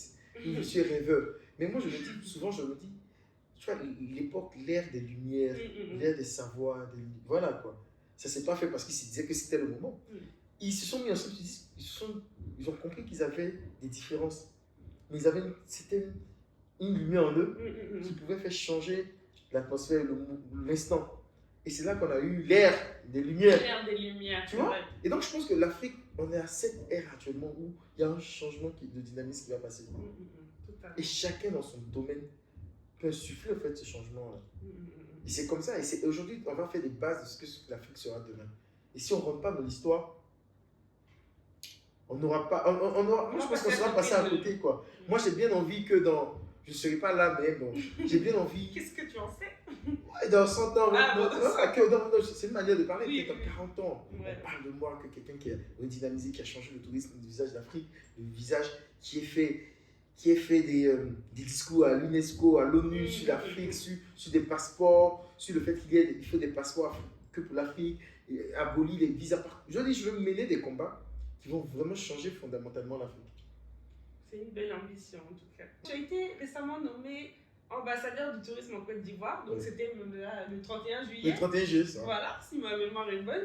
Donc, qu'est-ce que cela représente pour toi en termes de responsabilité, voilà, et même en termes de parcours, d'accomplissement? Cette nomination qui t'a été faite d'ailleurs par le ministre en personne du tourisme, qu'est-ce que tu as à dire sur cette distinction honorifique? C'est une distinction particulière. Franchement, pas que je ne suis pas très excité, je suis très content et reconnaissant pour ça. Mais j'ai l'impression de n'en même pas encore avoir utilisé 15%, 10% de mon potentiel. Et vous me nommez déjà ambassadeur, je suis reconnaissant. Ça veut dire, franchement, j'ai vraiment encore approuvé. Approuvé à moi-même, mais pas aux hommes.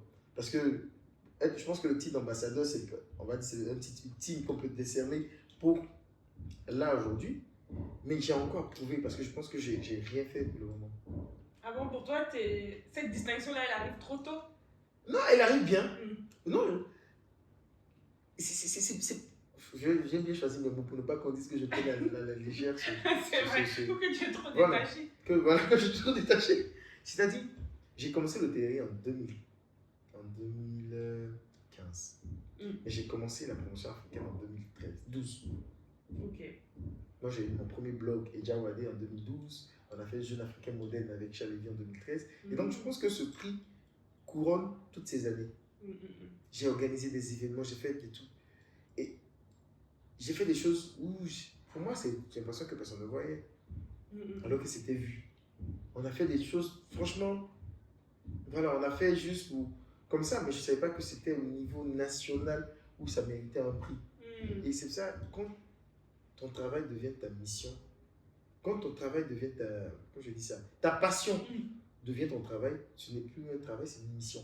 Donc quand c'est une mission, tu ne sens pas que tu fais quelque chose. Alors que je posais les jalons vraiment de cette récompense-là. C'est-à-dire, pour moi, pour avoir ce prix, je me dis peut-être Didier Drogba, il a gagné la CAN, il a gagné des coupes dans le monde, tu vois, c'est une vitrine. Je ne suis pas au niveau de Drogba, mais c'est quelque chose. Donc tu vois, il y a ce sentiment-là. Et moi, je suis vraiment fier de ce prix, je suis honoré. C'est une autre responsabilité parce que ça veut dire qu'aujourd'hui, je dois encore faire plus attention. C'est une petite autocensure peut-être. Effectivement. Non, mais... Un appel à canaliser. Mais oui, moi je l'ai aussi pris comme ça. Hein. Calme-toi un peu, Franck. Tu as un grand poste maintenant. Mais tu vois, c'est quand même dommage parce que ça veut dire que plus tu évolues en termes de distinction, plus tu dois quand même faire attention, tu vois, et te restreindre. Te restreindre finalement. Et oui, j'y ai pensé longuement, j'y ai pensé. Et c'est peut-être pour ça que je n'ai pas forcément savouré à la hauteur de ma personne. Mais je me dis, qu'est-ce que ça engage? Est-ce que ça m'engage à ne pas être plus critique? J'ai aimé le ministre qui a dit que Prince Eja, c'est quelqu'un qui me critique, qui me titille beaucoup sur les réseaux, il me dit la vérité, mais avec des critiques constructives. Est-ce que ça veut dire qu'aujourd'hui, je ne peux plus critiquer? Non, mais je pense que moi, je vais critiquer, mais je vais peut-être utiliser d'autres moyens maintenant pour critiquer, ou bien d'autres manières, une formulation plus différente. Ou comme aujourd'hui, je n'ai plus accès, au lieu de critiquer, je vais m'impliquer. Moi, je vois ça comme ça. C'est un moyen, c'est un laisser-passer pour vraiment plus m'impliquer dans le tourisme ivoirien africain. Et pour avoir encore plus de légitimité. Plus de légitimité. Plus de légitimité. Et moi, ça m'a... C'est mis au travail automatiquement. J'ai pas eu le temps de savourer parce qu'on s'est mis au travail dès le lendemain. Déjà, commencer à mettre en place des projets de structuration, vraiment du tourisme ivoirien même, pour aller vraiment à la base et pour promouvoir vraiment... Promouvoir, voilà. La Côte d'Ivoire et l'Afrique. Ok. Tu as ces convictions-là qui te portent au quotidien. Tu as une puissance intérieure qu'on perçoit vraiment à l'extérieur aussi. Donc, moi, j'aimerais savoir, est-ce qu'il t'arrive de douter parfois de ta vision, de ton cheminement? Est-ce qu'il y a vraiment des moments durs où tu te dis, mais ce que je fais, en fait, finalement, ça n'a pas de sens? Ou alors, tu vois, des moments vraiment de remise en question. Et comment tu fais pour les surpasser, ces moments-là de remise en question? Moi, je pense que j'ai un véritable combat qui est un combat de tout entre ma mission et ma chair.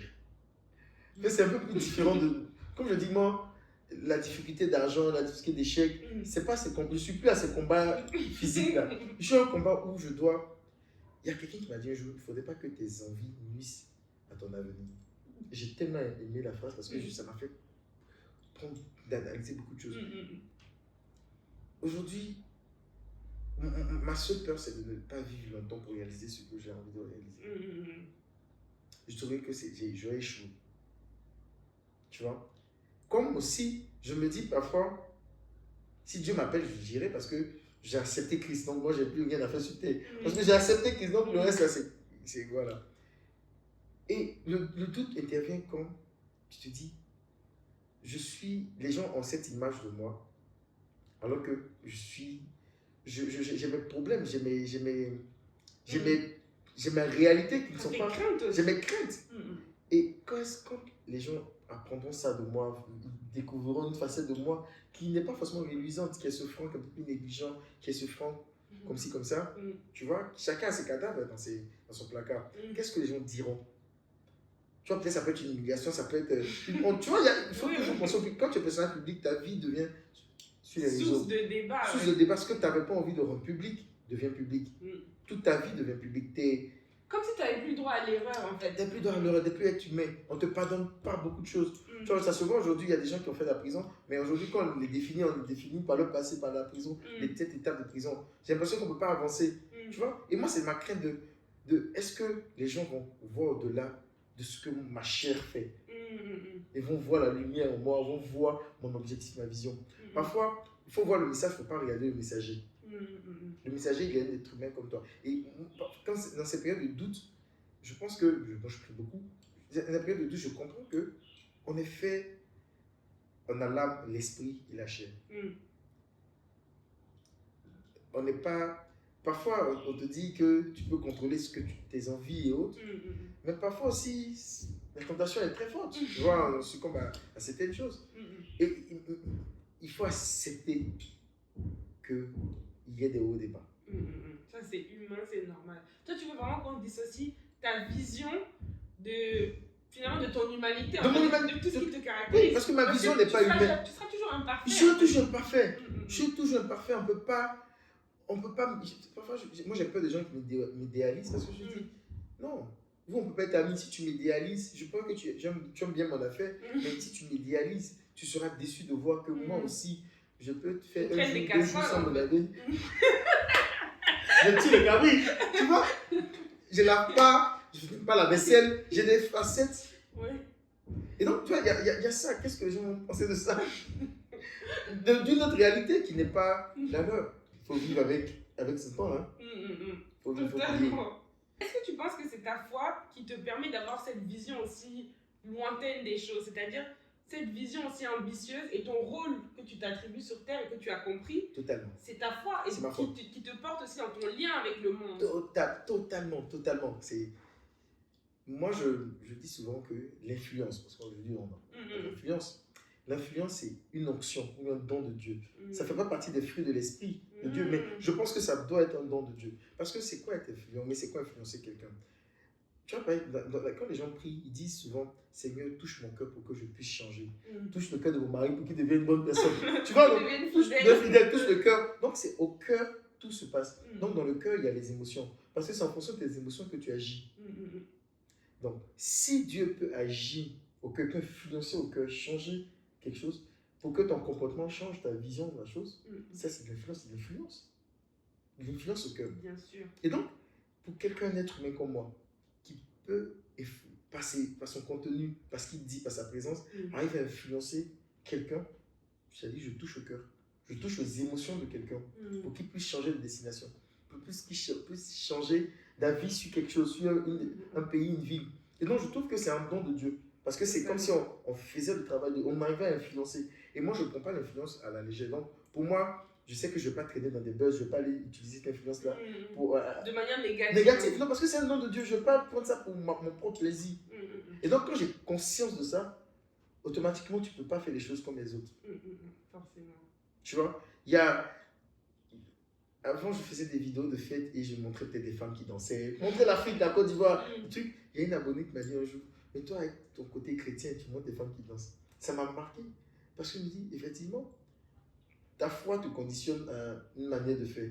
Parce que ton influence, tu dois l'utiliser positivement. Si tu dois montrer des femmes qui dansent avec les fesses, vraiment des corps, beaucoup de corps, et tout, dans des positions un peu dégradantes, tu n'utilises pas à bon escient. Parce que tu utilises dénaturer, cataloguer une jeune féminine.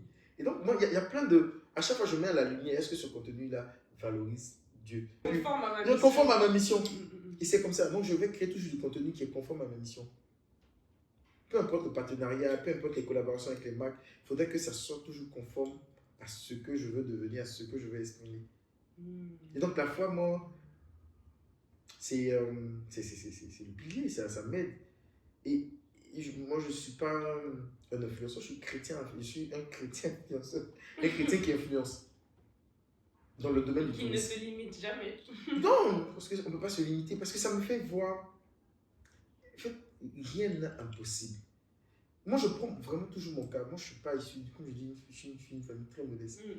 Mon papa ne connaît personne dans la politique. Mes parents ne sont pas dans la politique. Je dis, je n'ai pas de bras longs, je viens d'une famille. Mais ce que je vis aujourd'hui, c'est un miracle. L'élévation, les entrées ou les accès auxquels j'ai accès aujourd'hui, en fait, rien ne te prédestinait à cette position. Et je suis très reconnaissant parce que tout vient de Dieu. Parce que même la création de contenu, les vidéos, les films et tout, parfois je m'assois, je me dis, mais comment j'ai fait ça? C'est-à-dire, moi-même, je n'ai pas conscience. Parce que je sais que rien n'est fait par moi-même. Parce que c'est trop facile, en fait. Ça te dépasse. Ça me dépasse. Et mon processus créatif personnel, moi-même, parfois, je me dis, ça, c'est Dieu. Je suis là, je me dis, j'agence ça, je dis ça. Je n'ai jamais fait de formation audiovisuelle. Je prends mon téléphone, je mets ça, telle musique, voici comment je veux, voici ça, je me réécoute, ça peut prendre des semaines. Et ça vient comme ça. Et quand je vois le retour, j'ai l'impression que les gens pensent que j'ai fait des choses, mais ça s'est fait, c'est l'intuition. Et moi, je confie toujours tout ce que je fais. Je dis toujours, c'est le créateur de contenu par excellence, c'est Dieu. Donc, c'est lui qui crée, c'est lui qui m'insuffle, c'est lui qui me donne, qui m'inspire, en fait, toute création. Et donc, voilà. Rien n'est fait, pour moi, rien n'est fait au hasard, quoi. Au hasard. C'est un bel hommage, en tout cas, ton discours. Et j'espère que ça pourra inspirer certaines personnes aussi. Dernière partie, on va se concentrer un peu sur l'actualité ivoirienne à l'approche des élections donc, qui arrivent, pour aussi faire un lien avec l'actualité. Voilà. Donc, on va essayer de poser un regard quand même lucide sur la Côte d'Ivoire.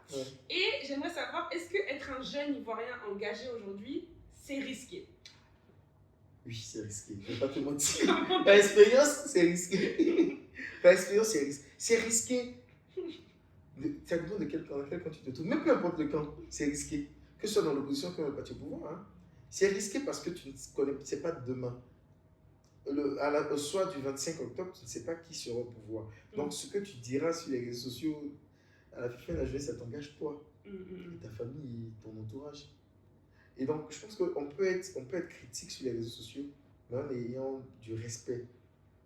Et moi, je pense que c'est quelque chose, je vais peut-être m'engager même dans ça pour les jours à venir, pour pouvoir former des jeunes, et faire des masterclass sur comment être responsable sur les réseaux sociaux. C'est une très bonne idée. Parce que les créateurs de contenu, influenceurs, doivent adopter une posture non partisane, parce que vous avez le destin de millions de personnes qui vous suivent et qui vous prennent en exemple. Pas parce que toi tu crois en X que tout le monde doit croire, et surtout quand il s'agit du destin du pays. Parce que dire de voter pour Y ou Z, c'est pas dire aux gens buvez, allez prendre ici et puis buvez ça, c'est rien, ça c'est. Mais le destin d'un pays, c'est. Je pense que faut laisser. Il faut donner des indicateurs, il faut donner des moyens aux gens pour discerner. Moi, je dis par exemple, moi qui suis dans le tourisme et qui voyage dans d'autres pays, ce que je peux faire, c'est prendre des comparatifs. Genre, dans ce pays, voici ce qui est fait au niveau de l'économie, de l'éducation, voici comment ils l'ont fait, pendant ces nombre d'années. Voici nous ce qui manquerait. À notre politique. À notre voilà. Donc, maintenant, ce qui manquerait, soit le gouvernement place peut le corriger pour les années à venir, soit un nouveau gouvernement pourra le corriger. Ou, par exemple, peut-être ce qui manque existe dans l'un des programmes. Donc, c'est à vous d'aller maintenant regarder les programmes. C'est-à-dire, aujourd'hui, nous, on doit une boussole pour que vous vous intéressiez au programme des candidats. Mais on ne doit pas vous dire quel candidat voter. On doit vous dire aujourd'hui, parce que nous avons voyagé au Japon, l'accès comment je dis ça, à la sécurité pour tous ou bien à l'assurance médicale pour tous est obligatoire. Mais un toit pour chaque Ivoirien est obligatoire. Des maisons sociales sont obligatoires. Donc, vous devez être intelligent pour aller regarder les programmes. Qui propose un programme social? Qui propose une éducation meilleure pour mes enfants? C'est pas à moi de dire qui voter. C'est selon toi tes aspirations et si quel est le meilleur candidat? Voilà. Franchement, c'est vraiment une superbe idée, surtout aujourd'hui où, tu vois, sur les réseaux sociaux, il y a beaucoup de personnes qu'on ne citera pas, mais qui utilisent justement leur influence, comme tu l'as dit, à mauvais escient, pour essayer de formater les gens à une certaine manière de penser, tu vois. Et c'est justement ce qui divise aussi la population et qui peut amener aussi à des points de non-retour où, par exemple, une guerre peut se déclencher ou ce genre de choses, tu vois. Parce que quelqu'un qui incite forcément les gens sur les réseaux sociaux, voilà, telle politique a fait telle chose, regardez, il faut se révolter, qui appelle vraiment les gens. En fait, ça s'appelle tout simplement de la propagande, tu vois. C'est la propagande. De la propagande déguisée. Il y a des gens qui font ça. Je pense que chacun a une mission. Il y a des gens qui sont des révolutionnaires qui, par leur écrit, peuvent créer des révolutions. Ça se fait dans les pays arabes. On a vu la révolution arabe, le printemps arabe. Même au Kenya, c'est par des tweets et tout que les révolutions. Il y a des gens qui doivent lancer l'alarme et autres. Mais je pense que chacun a un rôle. Notre rôle, c'est donner les outils aux gens pour critiquer. Parce que nous avons la possibilité de comparer. Parce que nous avons vu ailleurs. Nous avons un intellectuel qui nous permet de comparer. Et donner au fait aux gens la possibilité de comprendre que lorsqu'un président, par exemple, quelqu'un donne une ambulance dans une ville, il n'a rien fait d'extraordinaire. Exactement. Il a fait voilà. Tu vois, rééquilibrer la compréhension de la politique aux gens. Exactement. Ouais. Voici les rôles de l'État. Voici, ils doivent créer des écoles. Donc, ils doivent faire des universités. Ils doivent payer les professeurs. Il ne doit pas avoir de grève. Tu vois, on vous donne en fait les KPI. Et puis maintenant, à vous d'analyser. Quel discours tu pourrais avoir face à des personnes qui seraient révoltées justement par les inégalités sociales qu'il y a dans la société ivoirienne aujourd'hui? Tu vois, on entend souvent les gens dénoncer la cherté, le coût de la vie, le fait que voilà, les gens ne trouvent pas de travail, que ce soit toujours les mêmes qui ont les mêmes opportunités, les personnes haut placées. Comment en fait ne pas tomber, tout en étant lucide, mais ne pas tomber, tu vois, dans une certaine colère ou une certaine rancœur envers certains politiques, et ce qui peut justement amener, dégénérer et amener à des tensions. Donc comment en fait trouver ce juste équilibre-là en fait? La colère des électeurs est légitime. Moi, c'est normal que les gens se plaignent. C'est normal que les gens disent qu'il y a la cherté de la vie, il y a de l'injustice, tout est cher, mais leur salaire n'augmente pas. Et donc, à eux, moi, ce que je dois dire, c'est avant d'arriver à la présidence, il y a énormément d'élus, que ce soit du maire, du député, président du conseil régional. Quand on vous donne la possibilité d'élire, quand les élections arrivent là, n'acceptez pas qu'on vous donne un sac de riz avec de l'huile pour avoir un vote. N'acceptez pas qu'on paie votre transport pour aller remplir des gradins. Posez les vraies questions à ceux qui viennent vers vous pour avoir votre vote. Totalement. Et si vous n'avez pas vos réponses, vous savez que ce n'est pas la personne à voter encore, à reconduire. Parce que beaucoup, on se plaint, c'est voilà, la bonne gouvernance à l'échelle de la présidence, mais à l'échelle même locale, les autorités, parfois même en chef de village, c'est un corrompu. Ceux qui sont censés vous nous raconter, je dirais que la faiblesse de l'Afrique, c'est des intellectuels. Et c'est eux qui gâtent tout. Et donc, il faut qu'on arrive à voter responsable. Pas voter partisan, pas voter ethnique, pas voter parce que c'est un parti politique, je suis né dedans. Il faut voter responsable dans l'intérêt de tous, pas forcément dans votre intérêt. Et parce que ce qui est drôle, la politique, beaucoup disent ah, moi je ne fais pas de politique. Mais si tu ne fais pas de politique, la politique te fera. Parce que l'acheter de tu vas la subir. Tu vas la subir. L'augmentation des loyers, tu vas la subir. Le panier de la ménagère qui se réduit et devient un sachet, pour ne pas dire le poignet de la ménagère aujourd'hui. Voilà. Donc, toute personne qui est mise au pouvoir doit être responsable, doit être tenue responsable en fait, de ses actes, de ses décisions. Mais c'est nous qui leur donnons le pouvoir. Je crois que si dans toute transparence, dans certaines élections, c'est encore fait en transparence, que si ça suit ce cas-là, il ne devrait pas avoir de problème. Parfois, moi, ce que je trouve, c'est l'hypocrisie de notre hypocrisie. Parfois, on se dit, oh, lui là, c'est parce que c'est mon parent, je vais voter pour lui. Mais tu sais très bien qu'il ne fait pas. Il ne remplit pas ses obligations. Votons responsable, vraiment, parce que... Et dernière question, du coup, toujours en lien avec ça, tu vois, moi, souvent, en fait, je suis quelqu'un de, comment dire, j'observe beaucoup, j'analyse beaucoup ce qui se passe, même dehors, tu vois.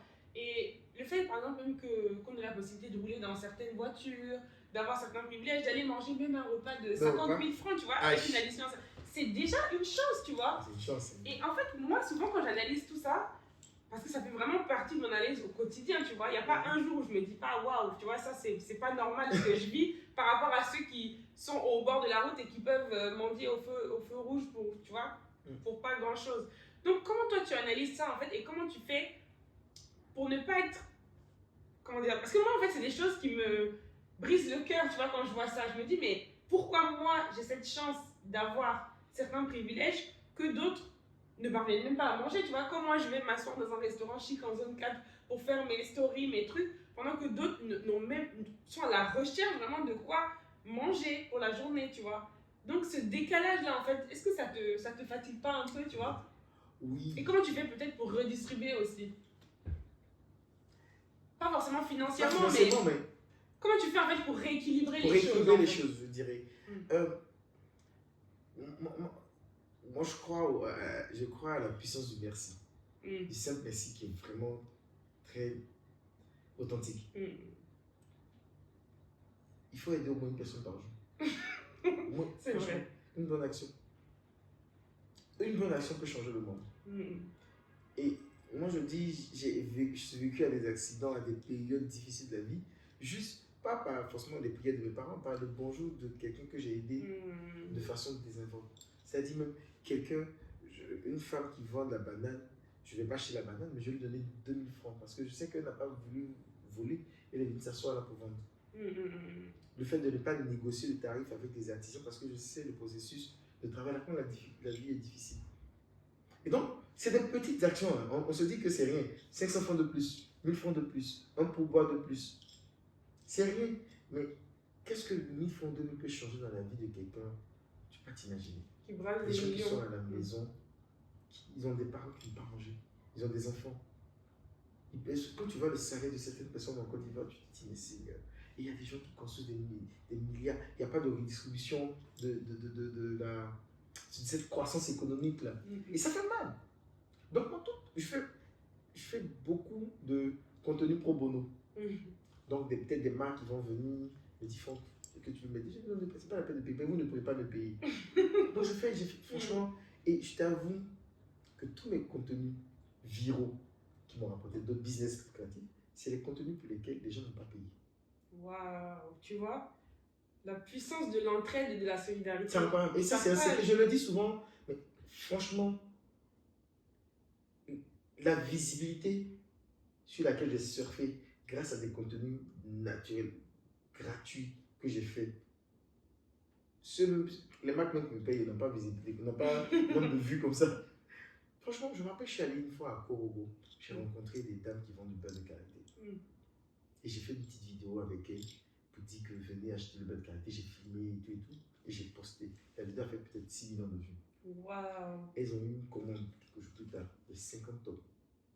Le kilo à 2500, 50 tonnes. Elles ont eu là. C'est-à-dire, de ma vidéo au nombre de commandes, toute une vie a changé, toute une vie a basculé.